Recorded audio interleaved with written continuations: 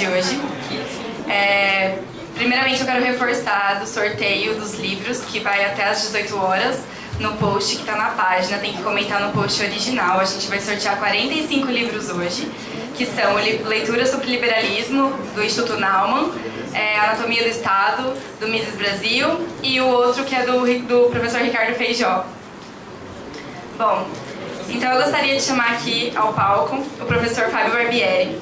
Ele é mestre e doutor em Economia pela Universidade de São Paulo, atualmente é professor da USP na FED de Ribeirão Preto. Autor dos livros A Economia do Intervencionismo, A História do Debate do Cálculo Econômico Socialista e Metodologia do Pensamento Econômico, escrito em coautoria com o professor Feijó. Seja bem-vindo, professor.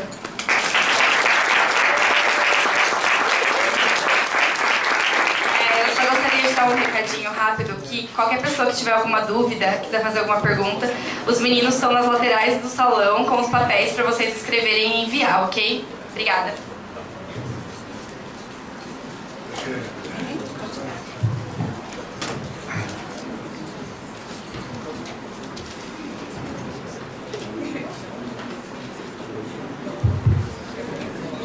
Bom, boa tarde, obrigado pelo convite, feliz de estar aqui e de suceder ao Ricardo na palestra, uma alegria.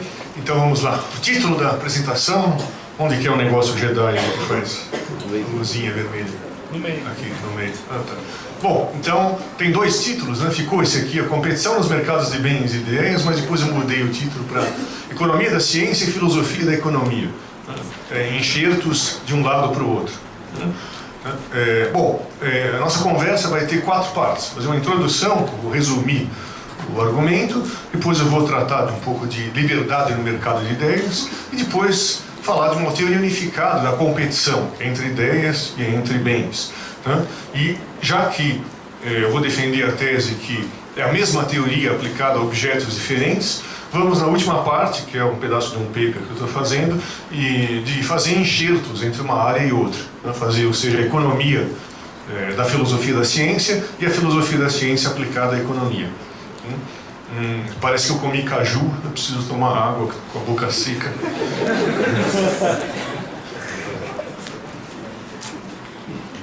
Bom, vamos à introdução.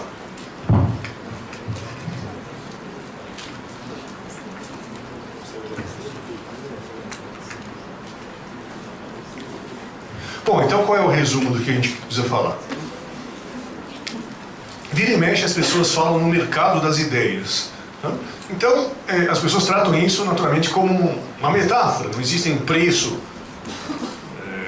trocas no sentido literal. Então seria uma mera metáfora. Mas o que eles vão falar, não existe. Quer dizer, não é uma mera metáfora. Esse autor aqui que eu gosto diz que o objeto das duas coisas é o crescimento do conhecimento. Num caso, o conhecimento prático dos agentes, do outro lado, o conhecimento teórico dos cientistas. Então, a gente pode estabelecer uma teoria sobre crescimento do conhecimento através da competição. Competição tanto no mercado de bens, quanto competição no mercado de ideias. Bom, então, nós vamos defender que não é uma metáfora, de fato, eu posso ter uma teoria de competição que fala das mesmas coisas, e essa teoria tem um nome, né? Chama epistemologia evolucionária, que reúne pessoas de várias áreas, biólogos, filósofos, economistas, etc., que tentam explicar processos de aprendizado por mecanismos de tentativa e erro, daí o termo evolucionário. Tá? Bom, depois de tentar convencê-los que existe uma abordagem, então, unificada para estudar mercado, a competição no mercado de ideias, a competição no mercado de bens, nós vamos tratar dos enxertos aqui, a filosofia da ciência aplicada à economia e depois a economia da ciência, ou até a economia da filosofia da ciência, se a gente quiser. Então, esse é o resumo do roteiro do que a gente precisa fazer. Bom, vamos começar então com Ronald Coase, um economista líder da escola neo-institucional, bem conhecido, né, que tem um artigo interessante de 74 com esse título, né, o mercado de bens e o mercado de ideias. Bom, e nesse artigo ele coloca algo como um paradoxo. Ele fala, tem gente que é liberal no mercado das ideias, mas é altamente intervencionista no mercado de bens. Isso seria uma espécie de paradoxo. Né? Será que não existe falhas de mercado no mercado das ideias? Então, isso indicaria uma espécie de incoerência. Por que eu não tenho um intervencionismo no mercado de ideias? Eu não tenho falhas de mercado no mercado de ideias? Bom, quer dizer, um autor coerente, ele deveria ajustar o seu discurso para ter o mesmo conjunto de crenças, de políticas que conduzem as instituições tanto no mercado de bens quanto no mercado das ideias. Se a ideia de que mercado de bens mercado de ideias não é só uma metáfora. Bom, a tese do Coase, especialmente, que não existem diferenças significativas. Eu tenho, embora não tenha trocas monetárias, esse tipo de coisa, eu tenho que estudar institucionalmente a diferença entre interação através de ação voluntária ou interação através de ação coercitiva. Então, tem uma teoria geral da coação contra coisa voluntária. E eu tenho, nos dois campos, a hipótese de agentes autointeressados e com informação imperfeita. Então, tem muitas coisas em comum que justificariam uma abordagem comum no mercado de bens e no mercado de ideias e, portanto, permanece o paradoxo. Qual é a solução que ele dá para esse paradoxo? A solução que ele dá para o paradoxo, não sei se está atrás da cadeira aí para quem está na primeira fila, é uma explicação de public choice, uma explicação a James Buchanan. Ele fala, os intelectuais tendem a ser liberais no mercado de ideias porque é o mercado deles próprios. Então, o autointeresse faz com que eles não querem que o seu mercado seja regulado, querem que os mercados dos outros sejam regulados. Que nem Barthelin, um autor que eu vou citar mais adiante, ele cita... É que nem os empresários, né? Os empresários, eles gostam de competição para os seus insumos, né? Mas do que eles fornecem, eles querem monopólios. Então, isso é um clássico, né? No mercado das ideias acontece a mesma coisa. Eu quero proteger o que eu falo e quero concorrência do que eu consumo, né? Bom, então, a tese do Coase, ela tem sentido? Bom, depende então de que teoria a gente usa para justificar a liberdade no mercado de ideias e no mercado de bens. Eu posso ter várias explicações. Então eu vou fazer uma distinção aqui. Nós temos o que é competição, o que é um mercado competitivo. Nós temos, por um lado, a teoria econômica clássica, de Adam Smith e os autores continentais, até a teoria neoclássica de segunda geração. E sobrevive nos autores austríacos, que são herdeiros dos pensadores clássicos, no que se refere à teoria da competição. A teoria da competição clássica, ou austríaca, ela não se restringe ao estado final de equilíbrio. Então ela envolve aquilo que os leigos chamam de competição, ou seja, tem que levar em conta a rivalidade entre pessoas. Então, a essência da competição é a rivalidade empresarial, é um processo de descoberta, de criação de alternativas, de novas formas de atender necessidades a partir dos bens escassos. Tá? Então a essência de um mercado para os autores antigos é a livre entrada. Não tem nenhum burocrata que vai me dizer se eu posso ou não posso testar uma proposição do estilo. Eu consigo oferecer esse serviço pela metade do custo e com a mesma qualidade. Digamos, Uber.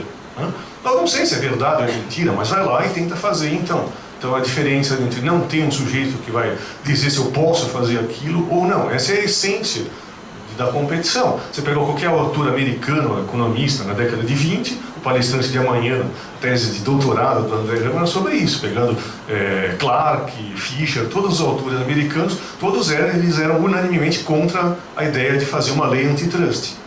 Que a essência da competição não é quantos ofertantes tem, não é atingir uma alocação ótima de Pareto. A questão é descobrir o que deve ser feito. É a rivalidade entre empresários.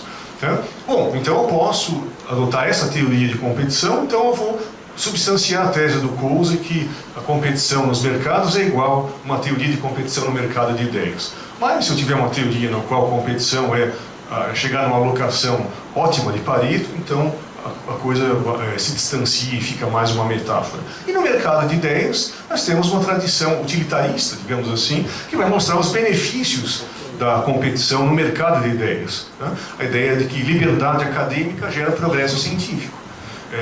Do outro lado, eu posso ter um argumento mais moral, né, no estilo, eu acho que é uma coisa detestável alguém coagir meu direito de dar opinião. Tá? As duas coisas interagem. Tá? Então nós vamos ver as semelhanças entre a justificativa utilitarista, digamos, e a justificativa clássica de por que eu sou liberal no mercado, tanto de bens quanto de ideias. Bom, então a segunda parte não seria necessária numa época mais civilizada. Né? Se a gente voltar aqui, eu deixei passando, a época que o Coase escreveu, ele fala que a maioria das pessoas defendia simultaneamente o mercado de ideias livre. Hoje em dia, na era do politicamente correto, isso não é mais verdade. Né? Então, hoje nós estamos na época de, como eu disse,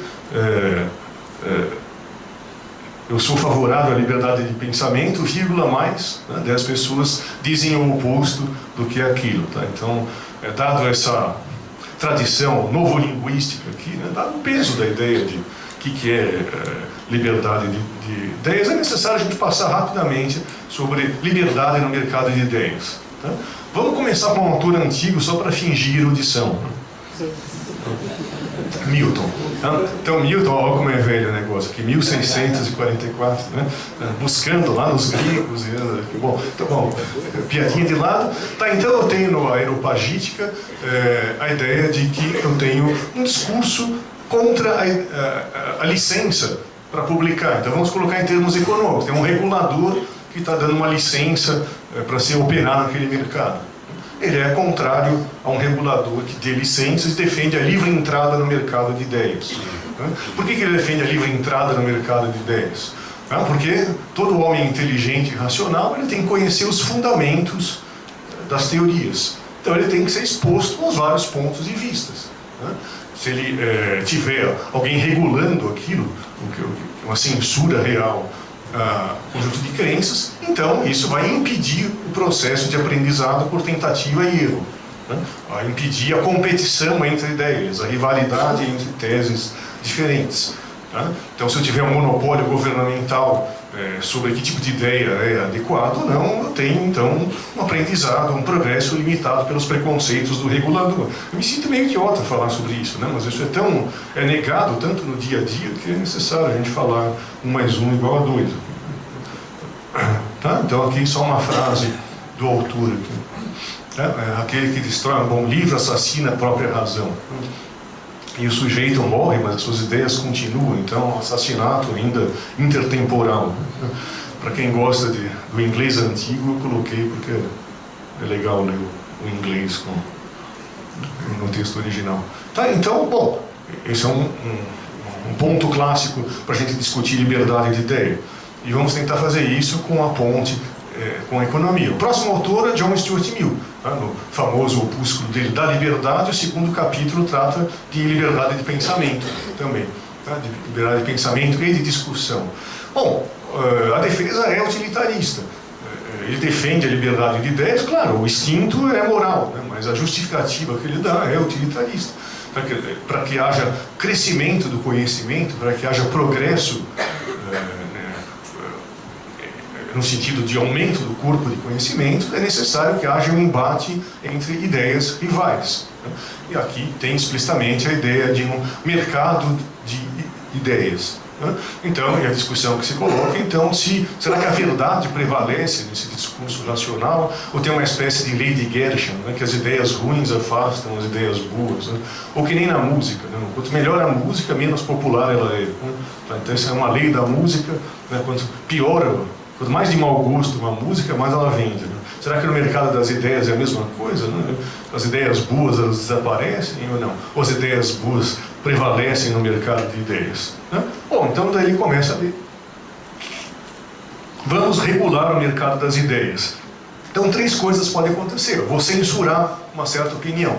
Vamos supor que eu vou censurar uma opinião verdadeira. Tá? Bom, aí o erro é patente, né? Claro, se eu estou censurando uma ideia que é verdadeira, eu estou impedindo o crescimento, porque eu bloqueio a descoberta da verdade. Né? Esse é o caso mais grave. Mas vamos pegar um caso que eu tenho a censura de uma opinião parcialmente falsa. Bom, ele observa que nunca tem uma opinião que é verdade e outra opinião que é falsa em absoluto. Toda visão tem algum fundo de verdade, digamos assim. Eu olho o mundo sob uma certa ótica e aquela ótica faz algum sentido. Talvez seja possível uma síntese que seja uma explicação melhor entre as explicações anteriores. Se eu tenho esse tipo de visão de mundo, é necessário ouvir as outras opiniões que o regulador acha falsa para que eu tenha um aprendizado de fato. Então, para pegar o fundo de verdade que tem em cada ponto de vista diferente. Mesmo que a opinião que eu censure seja falsa, ainda assim é ruim censurar aquela opinião, simplesmente porque se receber a verdade diretamente por uma autoridade, você está encarando aquela verdade como um dogma. Tá? Você não entende realmente aquilo, só entende o argumento se você lutar contra as alternativas inferiores, perceber os custos que vêm com certos erros, né? A superioridade daquela hipótese em relação a hipóteses rivais. Então, mesmo que eu esteja censurando uma opinião patentemente falsa, é bom que eu não a censure. Tá certo? Embora a gente não precise obter como resultado que qualquer debate a opinião correta ou que corresponde à realidade seja aquela que vence. Ou, de novo, a gente precisa dizer que eu gero uma melhora paretiana, ou melhor ainda, um esquema que seja ótimo de Pareto. Você tem todas as potencialidades que existem de ideias se combinar, aquela melhor combinação possível vai ser aquela que vai emergir. Então, de novo, voltando às duas visões de como funciona a economia. Eu tenho melhoras paretianas a partir do péssimo de Pareto, ou comparo o mundo real, sempre ruim, com um ideal inatingível, que é o que a gente faz nos livros de microeconomia. Tá? Bom, aqui uma frase do Mill, olhando aqui no Zoom, não tinha percebido que ele tem uma espécie de verruga enorme na testa, nunca tinha reparado. Bom, então, se a humanidade, menos um cabra que tiver uma opinião, né, a humanidade não tem o menor direito de calar a boca daquele cabra, mais do que do que se esse único cabra, se tivesse poder, poderia calar a boca de todo mundo. Né? Então, aqui uma citação do John Stuart Mill. Tá? Então, ainda para encerrar esse tópico da gente falar um pouquinho de liberdade de ideias à luz de metáforas que fazem referência à competição de ideias, vamos passar ainda por alguns autores. Quais são os lugares óbvios? Os lugares óbvios é o espírito das leis. Né? Então aqui está discutindo a ideia se crime de opinião é um crime de alta traição. Né? Não tem crime mais arbitrário, nada mais arbitrário que tornar um crime capital a ideia de que as pessoas são responsáveis por discursos considerados incorretos pelas autoridades. Né? Bom, aqui a ideia principal que choca o defensor do politicamente correto. Né? Palavras não são atos, né? Palavras permanecem apenas no mundo das ideias. Né? As palavras são palavras, elas não são facas. É isso que o mundo moderno tende a ignorar, isso, na novilíngua moderna do politicamente correto. Né? Bom, se eu pegar aquela frase clássica do Voltaire, que não é do Voltaire, né? Eu desaprovo o que você fala, mas defendo até a morte o seu direito de fazer aquilo, parece que a autora é essa senhora aqui, Evelyn, mas que está fazendo um livro para retratar as ideias do Voltaire. Então, parece que é do Voltaire, mas não é do Voltaire. Mas não interessa. A frase é bonita, não interessa o autor. Né? Mas encare isso como uma defesa institucional da liberdade. Né? Contra uma análise caso a caso, um utilitarismo ruim, no caso o cara tem a pretensão de saber os custos e os benefícios de cada ação, contra uma visão de mundo hayekiana, que, embora caso a caso eu não sei se eu tenho razão, eu defendo aquilo. Então, no caso que eu tenho opiniões fortes sobre aquilo, mas o que você está falando é besteira, de fato, como que eu vou defender que o sujeito fale uma besteira? Não é porque eu defendo que deixai 1000 flores desabrocharem, como diz o Mao Tse Tung. Não, eu estou dizendo que no ambiente institucional eu não sei dizer a priori quem tem razão ou quem não tem. Então, vai sobreviver um monte de bobagens, mas para que algumas coisas boas surjam no meio desse caminho, é necessário que, então, eu tolere aquilo que as autoridades considerem coisas que sejam errôneas. Tá? Então, aqui eu coloquei a primeira emenda americana, que defende o direito de livre expressão, porque todo jurista americano, quando vai comentar a primeira emenda americana, ele cita a metáfora do mercado das ideias. Então, os juízes e juristas, etc., que vão discutir a primeira emenda americana, coloca a ideia de marketplace of ideas sempre na discussão e, geralmente, defendendo essa ideia, usando a metáfora que tem que ter a livre troca de ideias e ali, de alguma forma, a verdade tem uma probabilidade maior de surgir. Em contraste, eu coloquei o famigerado artigo 58, 10 do Código Civil Soviético, que é aquele que prende uma pessoa, até executa uma pessoa se ela contar, digamos, uma piada contra o governo. Tá? Então, esse estátua aqui é um monumento feito em Madagan, uma cidade construída com trabalho escravo, um trabalho escravo de alguns milhões de pessoas que morreram, cujo crime foi crime de propaganda antissoviética e contra-revolucionário. Aí envolve desde que um vizinho conhece um estrangeiro, até alguém contar uma piadinha sobre por que não tem pão na cidade. Então, aqui seria o contraste com a primeira emenda americana. Tá? Então, aqui a gente tem, em caso de guerra ou agitação, que é sempre, né, é passível de pena de morte a pessoa ter uma opinião contrária ao que diz o governo. Bom, isso é a forma mais extrema que a gente tem de um sistema totalitário, de um regime totalitário. Né? E aqui de uma sociedade que era livre, mas está deixando de ficar livre. Né? Então, a gente precisa falar do politicamente correto nas universidades. Tá? E associar o politicamente correto com uma censura moralista de opiniões diversas. Então, aqui, para falar do autor, a gente tem que falar de Thomas Sowell. Né? Então, esse é o livro mais importante, que eu acho. É o clássico livro que vocês têm que levar para a Ilha Deserta, é esse. O título do livro eu pus por extenso, porque ele já é o abstract do livro, né? A visão dos ungidos, a autocongratulação como a base da política social. Então já explica tudo. O que ele faz? Ele contrasta o que ele chama de visão trágica, ou a visão econômica do mundo, no qual existem trade-offs. Se aumentar a verba da educação, diminui a da saúde, porque tem escassez. Então você tem que decidir o que fazer com os recursos. Contrário a essa visão do economista, tem a visão dos ungidos, que a discussão é moral. Em vez de ser uma discussão entre meios e fins, se eu adotar tal política, ele vai gerar tal fim desejável economicamente, eu tenho uma ideia, eu tenho um problema. E se eu tenho um problema, eu tenho uma solução. O que separa a solução do problema do que acontecer é justamente a falta de vontade política, ou a falta de esclarecimento intelectual ou moral das pessoas. Tá? Então surge uma espécie de novo moralismo.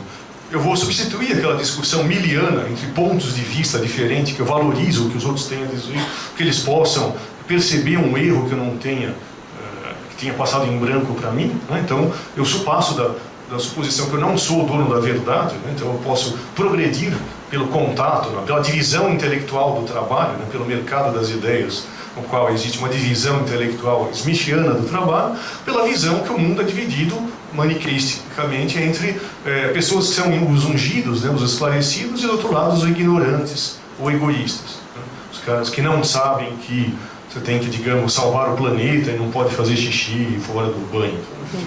Tá? Então, se pergunta para a professorinha do meu filho, não, mas se 1/3 da água é perdido por falta de manutenção do capital, por que você está preocupado com o banho, que é 0,001%, e 30% não importa? A professora fica brava. Né? Por quê? Porque ela não está preocupada com água em absoluto, ela está preocupada com comportamento moralista. Eu tenho uma atitude esclarecida, moral, e você tem uma atitude egoísta, você é o ignorante. Tá? Então, bom, nesse mundo que eu efetivamente abandono aquela tolerância miliana inglesa, clássica, liberal, né, que eu tenho que ter a contraposição entre ideias, eu tenho a ideia de que a opinião surge como uma agressão. Né? E agressão, olha que ato de novilíngua, né, justifica uma violência física contra as pessoas que têm aquelas opiniões que seriam imorais. Né? Poucas pessoas ficam indignadas com o significado do termo politicamente correto. Se identifica uma opinião como politicamente correta, então, consequentemente, a democracia não deve ser valorizada. Por que eu vou desperdiçar papel permitindo pessoas escrevendo coisas diferentes se eu sou dono da verdade? Se eu possuo a verdade? Né? Então, um exemplo muito bom disso, né, de ação obscurantista moderna, perseguição à ciência, por parte de ideólogos, é descrito aqui no Steven Pinker, no livro A Tábula Rasa, né? Tem traduzido A Tábula Rasa. Né? Ele mostra como desde a década de 50, 60, por exemplo, ele pega John Wilson, que vai escrever sobre sociobiologia, como que esses caras vão num auditório como esse nas universidades e as pessoas impedem fisicamente do sujeito palestrar. Né? Nosso palestrante de amanhã também não queriam que ele palestrasse. Né? Então, uma coisa tem na década de 60, tem hoje em Ribeirão Preto, ontem, né? Palestrante de amanhã tinham pressões querendo impedi-lo de palestrar. Né? Tá, então eu tenho, de um lado, uma visão extremamente científica de mundo. São biólogos, psicólogos, dizendo, olha, existem elementos que fazem parte da natureza humana e tem elementos ambientais, os dois interagem de formas complexas, eles estudam aquilo. E do outro lado nós temos o que o Pinker chama do modelo padrão da ciência social, que depende de ter 100% ambiente e 0% natureza. E vai chamar de quem acha que tem pelo menos 1% de propensões naturais de fascista. Né? Então são as pessoas que atacam a pedra aqui atacam os outros de fascista, porque você tem o risco de, a partir disso, você pode chegar à conclusão que, sei lá, a eugenia seria algo desejável, qualquer coisa assim. Tá? Mas você não vai encontrar nada remotamente parecido nos escritos desses cientistas. Então você tem, francamente, não estou sendo maniqueísta eu mesmo, ciência de um lado e ideologia do outro, né, em nome do politicamente correto, em nome da pretensão do conhecimento. Tá? Então, para quem não quer ler o livro do Pinker, eu sugiro esse seriado, tem uns 7 episódios gratuitos, não dá para ver lá no YouTube, né, chama Brainwash. Né, tá? Que ele vai fazendo isso, ele entrevista um sociólogo, depois entrevista um biólogo sobre o mesmo assunto, e você compara a atitude intelectual dos dois. Né? Então é bem interessante a gente olhar isso. Tá? Então aqui, para fechar essa segunda parte da apresentação, eu coloquei uma história em quadrinho que eu gosto, que é o congresso das pessoas que se acham moralmente superiores aos outros. Né? Então aqui tem o fulano que é ciclista, tem o vegano, tem o frutariano e tem o motorista de carro elétrico. Então um chama o outro aqui de seu assassino de trigo, né? Você veio aqui dirigindo um carro elétrico, então, porque eles estão brigando, porque todos eles têm uma palestra que chama Por que eu sou melhor do que você? Então na literatura de humorismo, isso já está bem retratado, ilustra bem self-congratulation, uma base da discussão política moderna, que é totalmente contrária à ideia de competição entre as ideias. Mas vamos falar de autores uma coisa um pouquinho mais sisuda agora. Polanyi sério, não o Cal, o Michel. Né? Então, ele tem um livro chamado A Lógica da Liberdade, que ele explora as relações entre liberdade no campo das ideias e liberdade no campo da ciência. Ele tem um debate interessante, a gente pode colocar como um debate econômico. Bernal é um defensor do planejamento central da ciência. E o Polanyi é um defensor da competição, do livre mercado de ideias. Então, antes da gente falar um pouquinho do planejamento central da ciência, vamos falar aqui como que ele trata a ideia de livre mercado de ideias. Ele fala de um valor que eu, desde quando entrei na academia, eu nunca vi sendo expresso. A ideia de liberdade acadêmica. Liberdade acadêmica, definição, consiste no direito de escolher o problema a investigar e conduzir a pesquisa sem qualquer controle externo e ensinar o assunto em pauta à luz de opiniões próprias. Parece uma coisa corporativista, né? Eu tenho que fazer aqui o que eu quero, ninguém não precisa prestar contas da sociedade. Né? Bom, ele faz uma metáfora com a ideia de montar um quebra-cabeça. Posso montar um quebra-cabeça com uma equipe, mas no qual tem um chefe e cada uma das pessoas da equipe faz exatamente o que o chefe manda. Ou posso ter uma coisa descentralizada. A metáfora do quebra-cabeça é justamente que não são diálogos de surdo, né? Porque as peças do quebra-cabeça têm que se encaixar entre si. Estou investigando a verdade. Né? Então, as coisas podem ser que não se encaixem. Mas, no entanto, é bom que eu tenha pessoas fazendo coisas diferentes, com abordagens diferentes, para que esse quebra-cabeça de fato seja construído, ou seja, para que haja o crescimento do conhecimento. Ele fala, bom, não é verdade que eu tenho que ter liberdade acadêmica. Liberdade acadêmica é só metade da história. Qual é a segunda metade da história? É a parte da crítica. Tá? Então, aqui, os cientistas têm liberdade de escolher o que eles querem investigar, mas cada cientista investe sua reputação em certas soluções de problemas. Se aquilo dá errado, o cara não tem reputação acadêmica, se no longo prazo É como funciona no mercado. O sujeito pode dizer que, apesar da opinião do governo japonês que não existe, na década de 60, mercado para microcomputadores, o futuro é dos mainframes, como acreditavam na IBM, o sujeito pode falar, não, a despeito da opinião do governo, eu vou lá e faço minha firma e ponho a minha opinião à prova. Tá? Então, se eu tiver uma estrutura de burocratas dizendo qual é o futuro de um certo ramo da indústria, quem são os campeões nacionais, eu tenho o equivalente ao planejamento central da ciência. Mas, do outro lado, eu tenho que ter liberdade acadêmica para as pessoas terem opiniões diferentes. E reparem que é a mesma forma como funciona a explicação de que é competição para o Hayek. Ok? Tá? Então, eu tenho um elemento que tem que ter liberdade e tem que ter um segundo elemento que é a crítica, que vai se manifestar não em bancar, compare. Eu vou comparar com o exemplo do planejamento central da ciência, mas o mundo real é algo intermediário. Né? Alguns anos atrás tinha o Genomator Tabajara, né? Para você estudar sobre o Segundo Império, sei lá, sobre qualquer coisa, assim, sobre o ciclo da cana, você tinha que pôr o ciclo da cana e o genoma da cana-de-açúcar, senão você não conseguia verba da CNPq, da FAPESP, esse tipo de coisa. Tá? Então é isso que nós estamos falando. A ideia de que a ciência tem uma função social ou não, eu devo ter uma liberdade acadêmica. Tá? Então, nós estamos falando da instrumentalização política da ciência. Quando eu era jovem, tinha aquela coisa, a Unicamp é bom, a USP é porcaria, porque a Unicamp gera patente, a USP gera fulano pensando na morte da Bezerra. Tá? Então, e o cuidado da USP fala, não, no longo prazo a gente gera mais coisas boas do que se a gente pensar diretamente na patente. Então, o que a gente tem? O ataque à liberdade acadêmica e à ciência pura. Eu tenho a esquerda reclamando uma função social para as sociedades, para as universidades. E a direita reclamando que quer retorno de curto prazo do investimento do contribuinte. Tá? No entanto, está cada vez mais difícil para você chegar e falar, eu quero estudar o que eu quero estudar, independente da utilidade para a sociedade daquilo. Mas isso é pré-requisito para que a ciência progrida. Tá? Polanyi gosta de... Por que a ciência no primeiro mundo funciona, no terceiro mundo não funciona, mesmo com verbas gigantescas? Ele fala em termos justamente de respeito ao valor inefável da liberdade acadêmica que ainda existe na Europa e não existe na América Latina, né? Colocando de forma... Tá, então, o caso clássico, né, de instrumentalização que ele vai explorar é o caso do licenquismo. Né? Licenco é esse picareta aqui, né, que achava que a Mendel era picaretagem, a genética burguesa. Que história é essa de falar que as pessoas são diferentes? As pessoas são iguais. Então, se colocar todas as sementes no frio, elas vão prosperar. No grande salto adiante, que matou 50 milhões de pessoas, o que acontece? Uma opinião central é a ideia que a panaceia, a solução de todos os problemas é o plantio denso. Que o comunismo diz que as sementes têm que ficar tudo uma do ladinho da outra, elas trabalham em equipe. Se eu ficar separado, é individualismo das sementes. Tá? Então, bom, isso gera problemas que matou de fome alguns milhões de pessoas. Tá? Mas eu estou ridicularizando a ideia de plantio denso, eragem profunda, ou vernalização.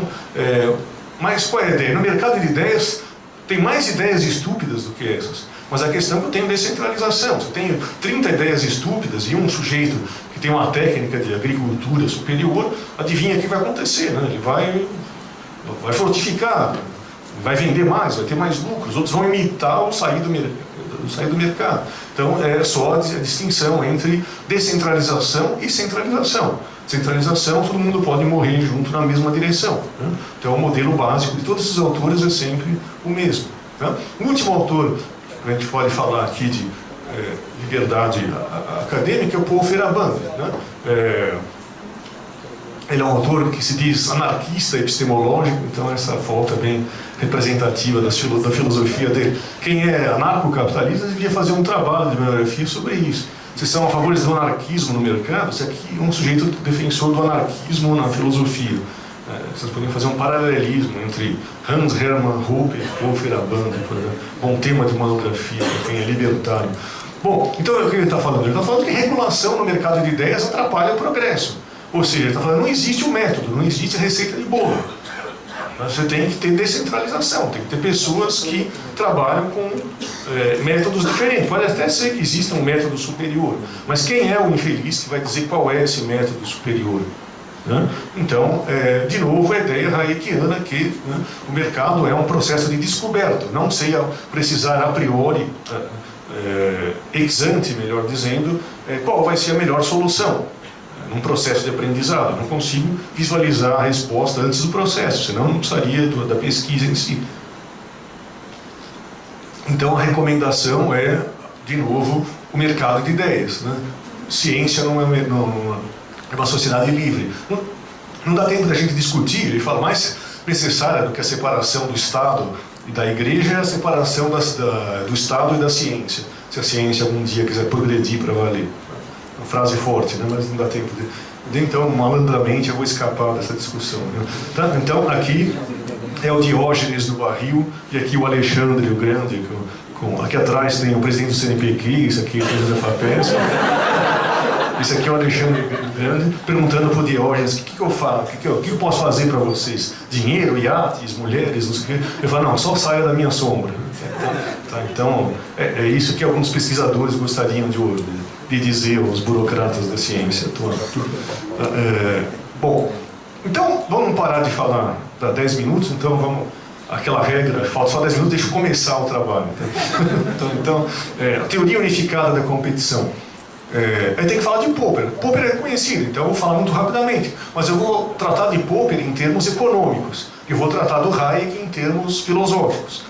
Como que eu vou tratar Popper de forma econômica? Então, bom, a premissa é básica que o conhecimento é falível. Eu não sei se o conhecimento é verdadeiro ou não. Eu tenho um problema que eu quero saber do crescimento do conhecimento. Como que eu faço o conhecimento científico progrida? A resposta é institucional. Eu tenho que ter regras do jogo que levam à competição entre ideias, ao livre mercado de ideias. Não é o termo dele, mas é um jeito de resumir as ideias dele. Tá? Para o Popper, a racionalidade se identifica com a ideia de atividade crítica. Essa atividade crítica, bom, essa visão de ciência é parecida com a nossa visão de como funciona o mercado. Porque tem, de novo, os dois elementos que eu já enfatizei em todos os autores que eu falei até agora. Tem que ter conjecturas e tem que ter refutações. Esse é o título do livro dele. Ou seja, tem que ter um monte de gente tentando coisas diferentes e tem que ter algum jeito de dizer o que é certo, o que é errado, o que é melhor, o que é pior. Então tem os dois elementos. Tem que ter variação, tem que ter seleção. Tem que ter rivalidade empresarial, eu tenho que ter lucro, prejuízo.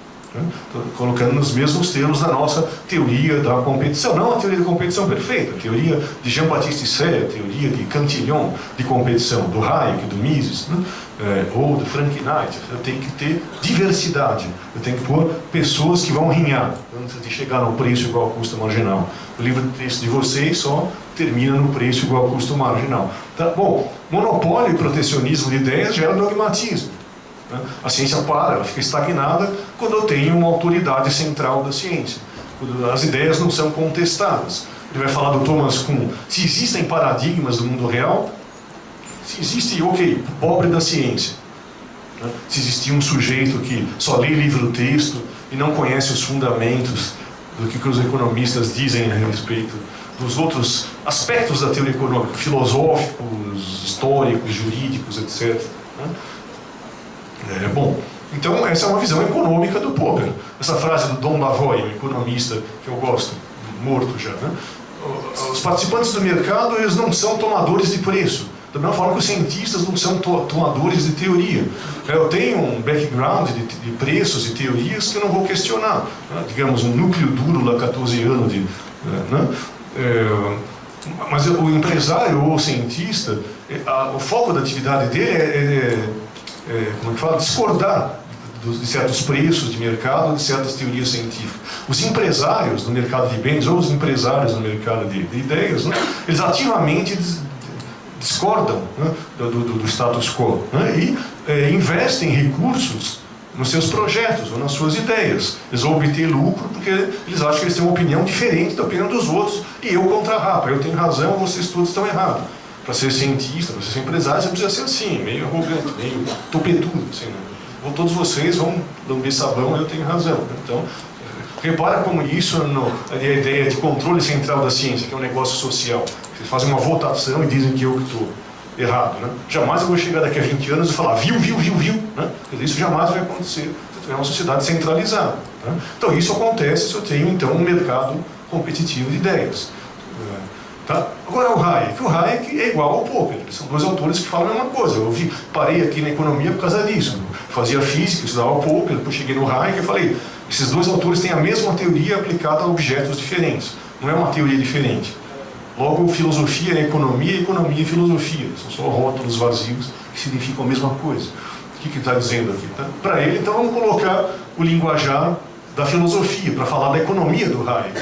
Então, o mercado é um processo de descoberta. É o título de um dos artigos dele.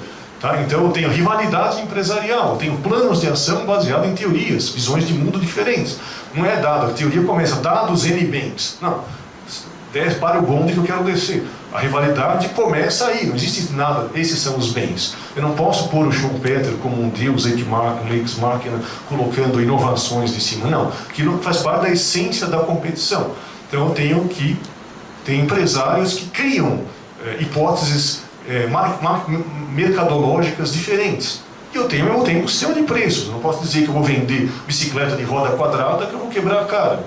Então eu tenho um mecanismo de lucro e prejuízo que vai corrigir as conjecturas. O resultado é que eu tenho aprendizado, eu tenho crescimento do conhecimento. Repare que eu estou usando todo o linguajar do Popper nesse slide, eu estou usando o linguajar do Hayek no outro slide. Então eu posso até resumir a ideia do Hayek nessa única frase.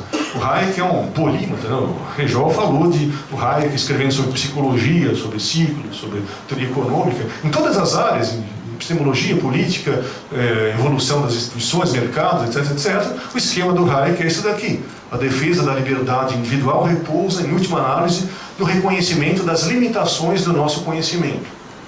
Essa é a frase que encapsula todo o pensamento hayekiano. É um autor miliano, autor clássico do estilo inglês. Tá? Então eu tenho aqui dois fatores. O conhecimento é falível, igual ao Popper. Falível em relação à complexidade do problema que precisa ser feito. Repara que eu tenho que montar um quebra-cabeça do Polanyi. Então eu só consigo fazer isso se houver liberdade. Eu tenho que ter conjecturas diferentes. E, ao mesmo tempo, um mecanismo descentralizado de correção do erro. Só assim há aprendizado. Se tiver um aprendizado, eu vou aprofundar o grau de divisão do trabalho. Eu vou ter coordenação das ações e um sistema mais complexo. Esse sistema só aumenta a complexidade se, de novo, comparando com Marx, se eu, condição necessária para que haja aumento de complexidade, alienação. Tem um artigo que compara alienação em Marx e Hayek com esse negócio. O Hayek está dizendo aqui, se eu não tiver alienação, eu não tenho crescimento. Eu estou condenado à miséria absoluta. Tá? Então, depois, se não dá mais tempo de eu falar sobre isso. Outro economista, Lusby, cientista, querem avançar o conhecimento, mas só expondo suas teorias a teste dos seus companheiros, com outras ideias rivais, da mesma forma que os empresários. Tá? Então, é de outro autor, pelo 20º autor aqui que estou citando, que está fazendo paralelismo entre competição no mercado de ideias e competição no mercado de bens. Bartley é biógrafo do Popper e do Hayek, então ele fala, os dois autores chegam à mesma conclusão. Eu fui para a academia falando, pô, os dois autores são iguais, eu vou escrever sobre isso e vou arrasar, não sei o quê, desse filho da mãe, vai lá e fala a mesma coisa. Né? Bom, tem vários autores que fazem isso, né? Mas basicamente esse autor é o autor da tese que os dois autores estão dizendo a mesma coisa. Que para que haja um processo de aprendizado que permita o aumento de complexidade, e eu tenho como restrição o conhecimento falível em relação à complexidade do problema de coordenação, eu só consigo fazer avançar através de um esquema descentralizado de aprendizado. Então, o Popper aqui é um esquema do Popper. Eu tenho um problema, eu tenho rivalidade empresarial ou científica, várias teorias rivais. Eu tenho um processo de crítica, de eliminação de erro. Eu tenho um problema modificado. Esse esquema continua. Tá? Então, eu tenho esse esquema em todos os tipos de situação no qual eu tenho crescimento limitado que tem que interagir com um sistema progressivamente mais complexo. Tá? Então, finalmente, a última parte, eu tenho quantos minutos? Uns 3? Tá? Então, vamos falar algumas ideias. Bom, se é verdade que esse esquema serve para estudar tanto a economia da ciência ou a ciência da economia, se o referencial é comum dos dois, a gente pode pensar em alguns ganhos de troca. Né? Então, por exemplo, eu tenho um paper sobre isso daqui. Os modelos de aprendizado dos agentes, eles são pré-popperianos, eles são indutivos. Os agentes já sabem qual é a teoria, quais são as equações que descrevem o mundo real, só faltam dados, é uma questão de informação assimétrica. Então é um mundo baconiano, eu vou deglutindo dados, a ciência é uma bola de neve de deglutir dados. Pô, a gente precisa ter um modelo hipotético dedutivo. Então o que eu proponho nesse paper? Vamos jogar fora o indutivismo típico dos modelos e vamos colocar empresários popperianos. Vamos encarar as firmas como programas de pesquisas lacatosianos. Tem dogmas dentro da firma, que é o núcleo duro daquela firma. Mas a firma vai mudando as hipóteses do cinturão protetor da firma. Então eu tenho a ideia de que vamos usar toda a literatura de filosofia da ciência para estudar como que ocorre o aprendizado empresarial. Tá? O empresário some do livro-texto de vocês. Ele existe na economia clássica e na economia austríaca, como eu disse. O que tem uma sugestão vamos dar uma roupagem de filosofia da ciência à teoria do aprendizado empresarial. Usar teorias de aprendizado empresarial pós-positivista, de Popper em diante. Então tem um ensaio, um artigo que explora essa linha de raciocínio. Esse é o trabalho braçal maior, em cima desse slide, mas como o tempo acabou, então eu só estou falando do que pode ser feito. Aqui eu acho que eu vou ter que só mencionar o que é. Nem isso dá, não, mas, bom, joga para lá. Tá? Então vamos fazer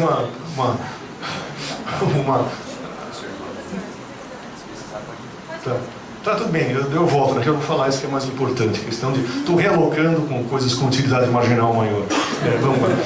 Então, um insight da economia para a filosofia. Tá? Então, o que acontece nos mercados? No mercado não existe um comitê central de refutações de hipóteses. Cada real é um voto. Você compra Coca-Cola, ele compra Pepsi, ele compra uísque, cadê o Rudinei? Cada um escolhe o que quer, ou seja, eu formo nichos. Tá? Mas o que é a essência aqui?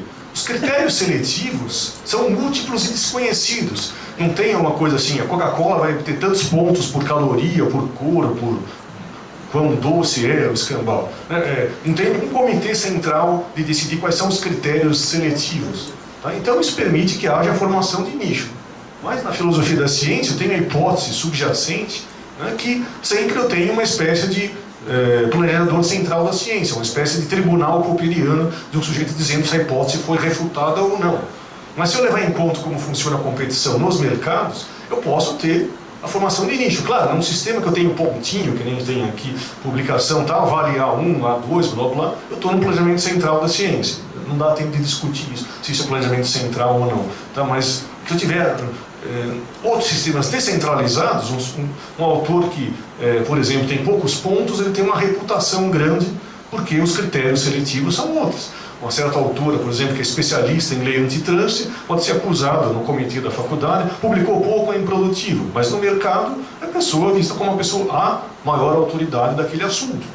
Tá? Então, se for entrevistar alguém sobre quem manja daquele assunto, você entrevista aquela pessoa a despeito do que diz os critérios objetivos. Qual é a diferença das duas coisas? A diferença entre um critério de ponto centralizado ou um critério de pontos descentralizados. Tá? Então a gente tem que usar os insights da economia para isso. Se eu tiver a ideia explícita que o processo de refutação é descentralizado, eu posso ter uma minoria de marxistas esquisitos nesse canto, de austríacos naquele canto, e 90% das pessoas estão, sei lá, estimando a elasticidade da demanda do chuchu no interior da Paraíba. Ou seja, e se o Hayek fala uma coisa legal? Morreu o Hayek? Joguei o bebê junto com a água do banho? Não, porque forma um nicho, tem um maluco, que nós dois dos 4 malucos do país, tem 2 aqui dentro. Então, você forma um nicho. Né? Mas um mecanismo centralizado de refutação tende a gerar uma extinção em massa. Essa é a previsão. Né? Quer dizer, quanto mais eu adoto o produtivismo é termo de esquerda, não, liberal, falando contra o produtivismo. Cadê? Então, por quê? Porque isso é coisa de comunista, barbudinho, não é coisa de liberal. Né? Liberal é a favor de um livre mercado de ideias, não do planejamento central. Um burocrata vai decidir as coisas, mesmo que seja em comitês. Tá? O Stiglitz tem um artigo muito bom sobre isso, que eles conhecem como a crítica de Lucas, né? A lei de Goodhart, a lei de Campbell, um dos criadores da epistemologia evolucionária. Né? Então, você usa como meta um certo indicador, aquilo perde o seu conteúdo informativo. Né? Por quê? Porque as pessoas não vão atrás da coisa em si, vai atrás dos indicadores. Aqui é como o Campbell coloca aquilo. Né? Mais um indicador social quantitativo é usado para tomar decisões políticas, né? Mais provável é que ele vai ser corrompido por pressões e vai ser só distorções e ruídos. Tá? Então, você explode o número de artigos que você publica. Publish or perish, tem bilhões de artigos que ninguém lê. Uma espécie de expansão de crédito que você vai construir um monte de projetos inúteis. Tá certo? Por quê? Porque isso é uma consequência disso daqui. Mas por que ocorre? Qual é a microfundamentação desse negócio? Acabar, né? Os biólogos eles não são enganados por isso.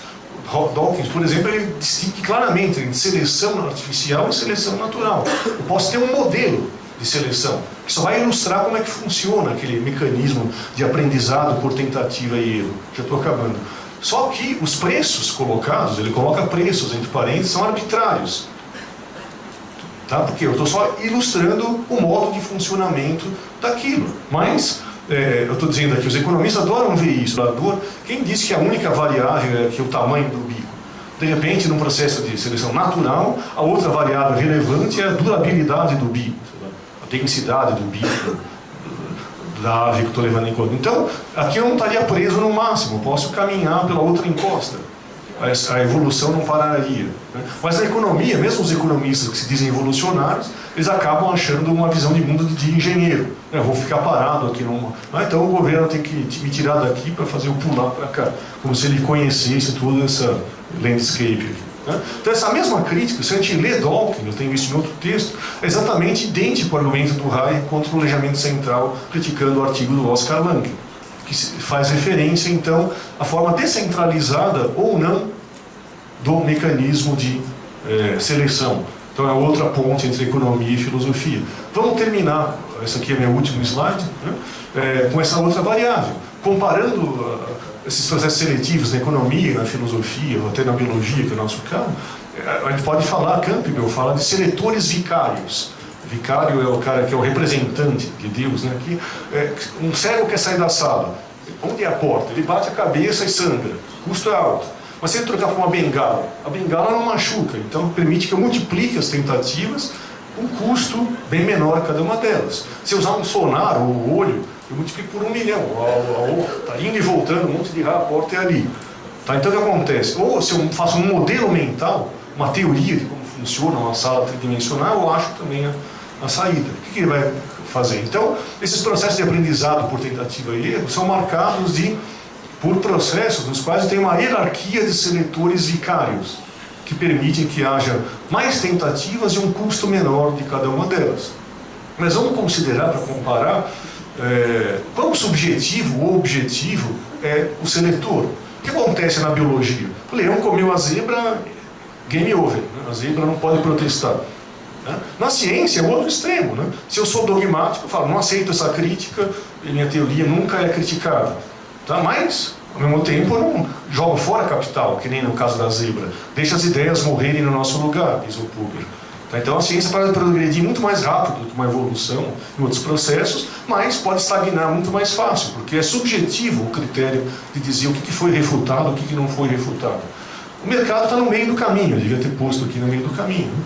Se eu fizer a minha loja de bicicletas de rodas quadradas, eu vou ter prejuízo, mas eu não posso insistir no erro, senão eu não vou me refinanciar.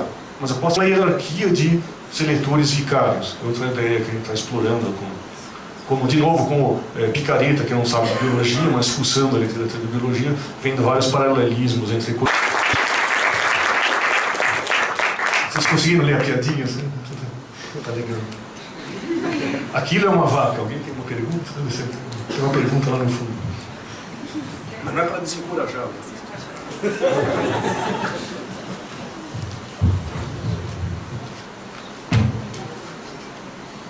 Bom, então, recebi algumas perguntas aqui. A primeira é, sobre a frase de Montesquieu, palavras não constituem um ato patente. Qual a sua opinião sobre o argumento de alguns que dizem que a livre circulação de ideias erradas pode servir de justificativa para atos imorais e violentos? Por exemplo, a manifestação nazista nos Estados Unidos. Então, é novilíngua, né? Aquele...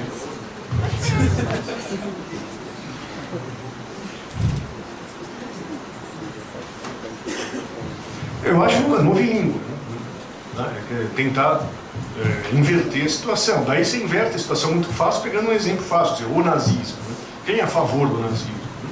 Mas qualquer outra questão um pouquinho menos decidida, assim, você usa esse argumento, acabou. Tá? De novo, o palestrante amanhã corre o risco de ser impedido de falar, porque ele vai defender a reforma trabalhista. Não existe, então, eu acho que tem que fazer uma reforma trabalhista. Tá, mas a questão de permitir qualquer ideia que seja expressa passa justamente quando eu aceito que eu não sou dono da verdade. Então esse tipo de experimento mental é sempre, e se chegar alguém e falar que 1 mais 1 igual a 2? É irrelevante esse tipo de questionamento. Qualquer questão minimamente sofisticada vai ter cinzas no meio do preto e do branco. Então, um experimento mental que coloca o preto e branco, acho que não diria que é um argumento falso, eu diria que é um argumento irrelevante. Porque no mundo real todas as discussões são cinzas, não são preto e branco. Então isso quer dizer que esse jeito de tentar justificar a censura eu acho repugnante. Uma outra pergunta que a gente recebeu é a seguinte: seria o politicamente correto o mecanismo de censura mais eficaz e perigoso da história do Ocidente, por se tratar de uma repressão implícita em vez de diretamente fomentada pelo aparelho estatal? É uma questão complexa, sim, porque se é social, todo mundo colabora com a coisa mais robusta, né? Sem pensar por outro lado também, o Estado é bem incompetente no que faz, né? Então, se ele vai censurar o Estadão, você põe uma receita, põe Camões, né? O Estadão punha Camões, punha receita de bolo, então era mais fácil, né?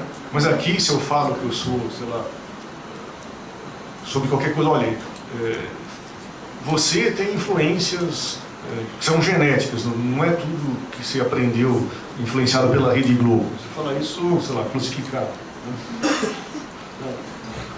Então, essa censura é tal que a gente se censura. Tipo, eu sempre brigo, eu falo, toda vez que eu ouço a expressão politicamente correto, eu falo, tem que ficar indignado, tem que colocar aquela historinha do John Stuart Mill e falar, você não é diferente do Hitler. Tem que usar um argumento, um ad Hitler. Mas acontece, mas as pessoas ficam, as pessoas não falam disso. Porque, sei lá, você tem medo, no mínimo. O diretor fala, não pode causar celeuma, você não pode falar nada que seja polêmico. Então, se aparece alguém ameaçando, jogando ovo no palestrante, alguém que não tem nenhuma posição ideológica, como o diretor daqui, falou, não vamos chamar esse palestrante polemista porque ele causa celeuma. Pronto, você institucionalizou a censura, de uma forma bem suave. Concordo com a frase. A próxima é: num ambiente onde há tanta estatística, econometria, etc., o mercado de ideias das universidades públicas de economia está aberto às ideias da escola austríaca? Então, eu tento, por formação metodológica, não criticar pessoas, criticar instituições. Eu teria que comparar as instituições. As pessoas são aquelas auto-interessadas, limitadas, etc. Quem tem opinião diferente. Mas se eu tiver instituições acadêmicas mais liberais, que nem eu tinha antigamente, você tinha antigamente um negócio que dependia, as pessoas falavam, não, mas se não tiver um mecanismo de pontuação, você faz o que você quiser, eu ponho meu avental, eu passo o resto da minha carreira dormindo. Né? Não era assim, né?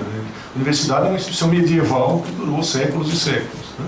Então você tinha coisas como provas de erudição, né? Você tem que mostrar no primeiro capítulo que você domina tudo sobre um certo assunto. Então era impossível você ficar na carreira. Então é isso, uma universidade sul-americana, uma universidade decente, o resto do mundo não tinha os pontinhos, mas era possível você ganhar a reputação de forma descentralizada.